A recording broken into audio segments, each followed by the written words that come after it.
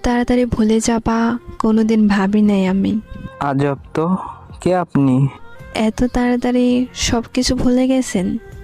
কে আপনি? পরিচয় দিবেন নাকি ব্লক মারবো? এক সময় একটু কথা বলার জন্য কত পাগল ছিলেন, আর এখন ব্লক করার জন্য পাগল হয়ে গেছেন। বাহ। সরি, আপনার কোথাও ভুল হচ্ছে।